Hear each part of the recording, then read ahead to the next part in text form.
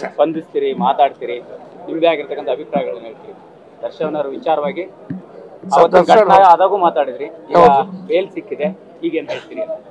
ದರ್ಶನ್ಗೆ ಜಾಮೀನು ಸಿಕ್ಕಿರೋದು ನಮ್ಮ ಇಡೀ ಚಿತ್ರರಂಗಕ್ಕೆ ಒಳ್ಳೆ ಜಾಮೂನು ಸಿಕ್ಕ ಸಂತೋಷ. ನಮ್ಮನೇಲಂತೂ ಅವತ್ತಿಂದ ಇವತ್ತರೆಗೂ ಜಾಮೂನು ಮಾಡೇ ಇಲ್ಲ ಸರ್. ಏನು ಕಲಾವಿದ ಸರ್, ನೋಡ್ತಾ ಇರಿ ಸರ್. ಈಗ ಹೇಳ್ತಾ ಇದ್ದೀನಿ ಧೈರ್ಯವಾಗಿ, ಘಂಟಾಘೋಷವಾಗಿ ನೋಡ್ತಾ ಇರಿ ಸರ್. ಬರೋ ವರ್ಷ ಇಷ್ಟೊತ್ತಿಗೆ ಎಂತೆಂಥ ಸಿನಿಮಾ ಬಂದು ಕರ್ನಾಟಕದಲ್ಲಿ ಹೇಗೆ ಜಯಬೇರಿ ಬಾರಿಸುತ್ತೆ ಅಂತ ಈಗ ನೀವೆಲ್ಲರಿಗೂ ಗೊತ್ತಿರೋ ಹಾಗೆ ಅವ್ರಿಗೆ ಒಳಗೋದ್ಮೇಲೆ ಏನು ಸರ್ ಬರ್ತಾ ಇದೆ ಚಿತ್ರಗಳು. ನಮ್ಮದು 2 ಚಿತ್ರಮಂದಿರಗಳಿದೆ. ಭಾರತೀಯ ಚಿತ್ರಮಂದಿರ ಪಿಂಡ್ಯದಲ್ಲಿ, ಚಿಕ್ಕಮಗಳೂರಲ್ಲಿ ಅಶೋಕ್ ಚಿತ್ರಮಂದಿರ ಅಂತ 15 ದಿವಸ ಚಿತ್ರಮಂದಿರ ಮುಚ್ತಾ ಇದ್ದಾರೆ. ಕಾರಣ ಒಬ್ಬ ಧೀಮಂತ ನಾಯಕ ಬೇಕು ಸರ್. ಅಂತ ಒಬ್ಬ ನಾಯಕನ ದುರದೃಷ್ಟ, ತಪ್ಪು. ಅವನು ತಪ್ಪು ಮಾಡಿದ್ದೇನೆ ಅಂತ ಹೇಳ, ಏನು ಗ್ರಹಚಾರ ಸರ್. ಇವತ್ತು ಎಷ್ಟೋ ರಾಜಕಾರಣಿಗಳು 2-3 ಕೊಲೆಗಳು ಮಾಡಿ ಗಂಟಾಗೋಸ್ಕರವಾಗಿ ದೀದಾ ದೇವಸವಾಗಿ ಓಡಾಡ್ತಾ ಇಲ್ವಾ ಸರ್? ಇವನ್ನೇ ಹಾಕಿ ಹಾಕಿ ಹಾಕಿ ಹಾಕಿ ತುಳಿತಾರೆ. ಯಾಕೆ? ಟೈಮು, ಬ್ಯಾಡ್ ಟೈಮು ಈಗ ಮುಗೀತು.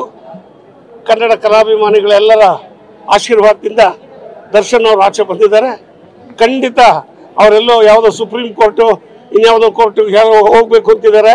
ಯಾರೆಲ್ಲೇ ಹೋಗಲಿ ಏನು ಮಾಡೋಕ್ಕಾಗಲ್ಲ ಸರ್. ಕನ್ನಡ ಚಿತ್ರರಂಗ ನಿಜವಾಗ್ಲೂ ಉದ್ಧಾರ ಆಗುತ್ತೆ, ಕಲಾವಿದರೆಲ್ಲರಿಗೂ ಒಳ್ಳೇದಾಗುತ್ತೆ, ಚಿತ್ರರಂಗ ಬೆಳೆಯುತ್ತೆ, ಉಳಿಯುತ್ತೆ. ನಿಮ್ಮೆಲ್ಲರ ಸಂಪೂರ್ಣ ಸಹಕಾರ ಅವರು ಕೊಡ್ತಾ ಇದ್ರಿ. ಎಲ್ಲ ಒಂದು ಕಡೆ ನೀವು ಅಂದ್ರೆ ದರ್ಶನ್ ಅವರ ಆತ್ಮೀಯತೆ ವಿಚಾರ ಹೇಳ್ತಾ ಅದನ್ನ ಎಲ್ಲೋ ಘಟನೆನ ಸಮರ್ಥಿಸಿಕೊಂಡಂತೆ ಆಗಲ್ವಾ? ಯಾರ್ಲಿ ಯಾವಾಗ ಸರ್? ಈಗ ಎಷ್ಟೋ ಜನ ಪೊಲಿಟಿಷಿಯನ್ಸ್ ಮಾಡ್ತಾರೆ ಸರ್. ವಿಚಾರ ಹೇಳಿದಾಗ ಸರ್ ಆಗುತ್ತೆ ಸರ್. ದರ್ಶನ್ ಸಮಯ ಸಂದರ್ಭದಲ್ಲಿ ನಿಮಗೂ ಗೊತ್ತು ಸರ್. ಅವನೇನು ಬೇಕಾಗಿ ಕರ್ಕೊಂಬಂದು ಬಾರಪ್ಪ ಅಂತ ಮನಸ್ಸು ಚಾಕು ತಗೊಂಡು ಚುಚ್ಚಿಲ್ಲ.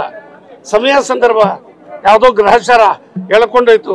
ಸುಮ್ಮನೆ ರಸ್ತೆಯಲ್ಲಿ ಹೋಗ್ತಾ ಇರೋರಿಗೆ ಚುಡಾಯಿಸ್ಬಿಟ್ಟು ಏನೇನೋ ಆಗುತ್ತೆ.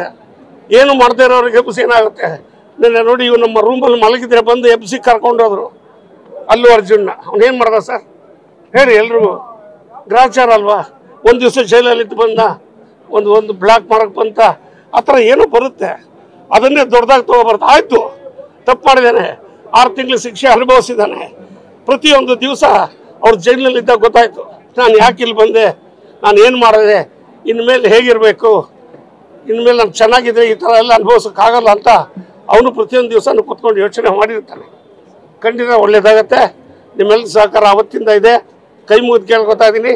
ದಯವಿಟ್ಟು ಇದೇ ರೀತಿ ನೀವೆಲ್ಲರೂ ಸಹಕಾರ ಕೊಡಬೇಕು ಅಂತ ಕೇಳ್ಕೊತೀನಿ. ನಮಸ್ಕಾರ.